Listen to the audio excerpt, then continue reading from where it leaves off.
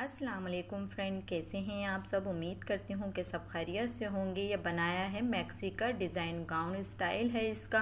Front इसका open है, लटकन और ये बू मैंने इसके अंदर बनाकर लगाई है। ये सारी चीज़ें आप देख सकते हैं कि किस तरह का इसको मैंने रेडी किया है, इसके अंदर क्या क्या चीज़ों का इस्तेमाल किया है।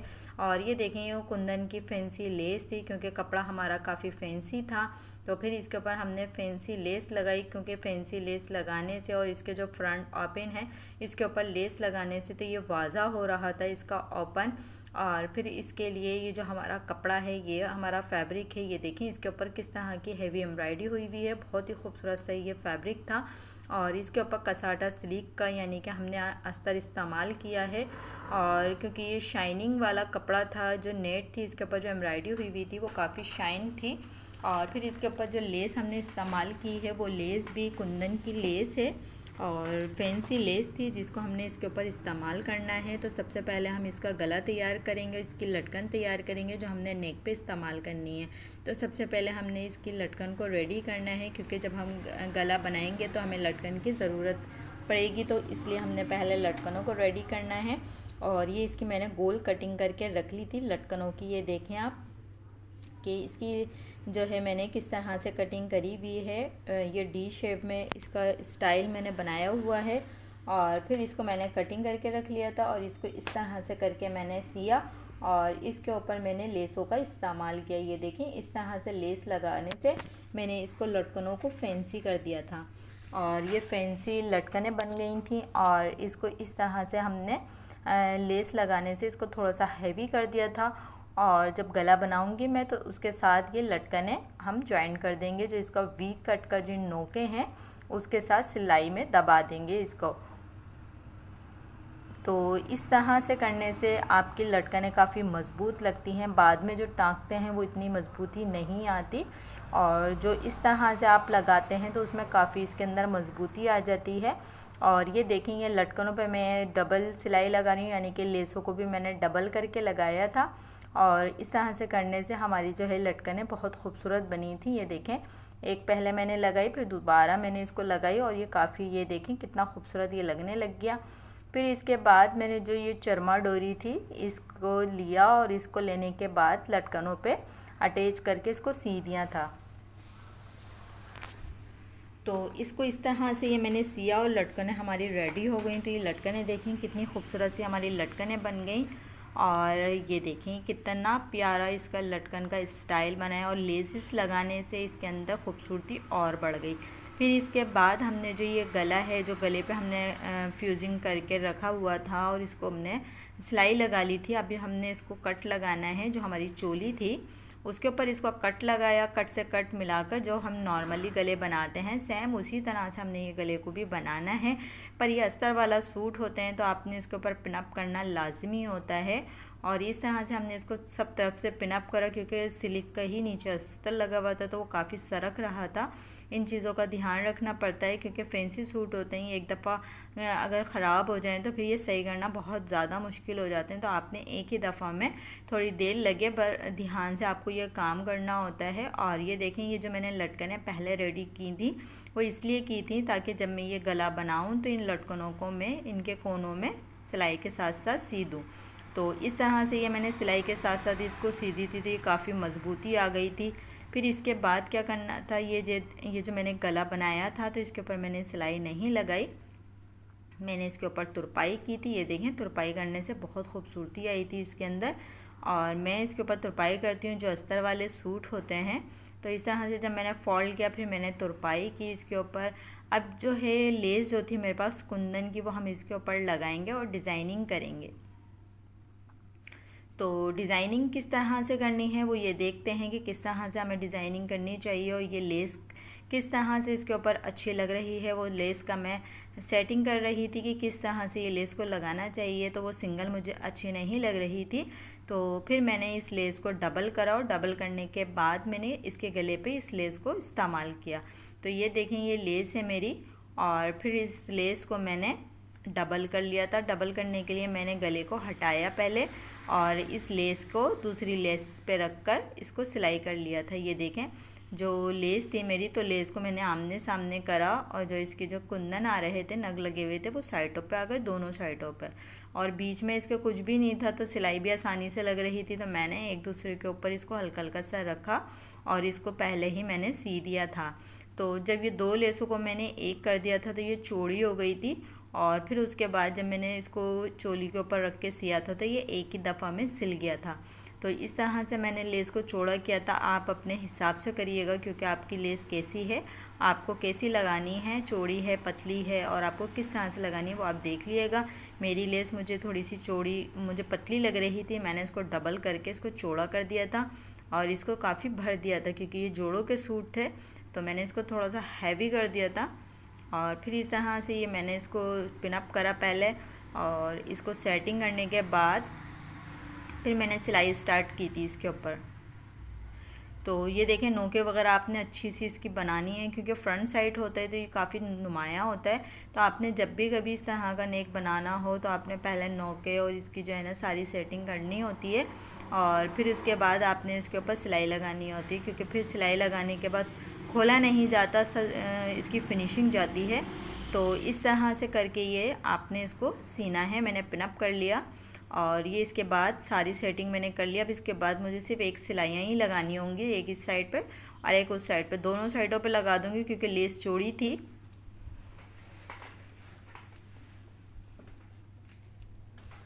फिर इस तरह से करके आहिस्ता आहिस्ता करके, क्योंकि नग भी लगे हुए थे, ध्यान से करना था कहीं सुई ना टूट जाए, क्योंकि कुंदन नीचे फोल्ड हुए हुए थे, तो कहीं इस तरह से हमारी सुई में सुई ना टूट जाए। तो इस तरह से आपने ध्यान रखना है और हल्के हाथ से आपने इसको सिलाई करनी है। तो इस तरह से ये करके गले को मैंने रेडी कर दिया था, चोली को।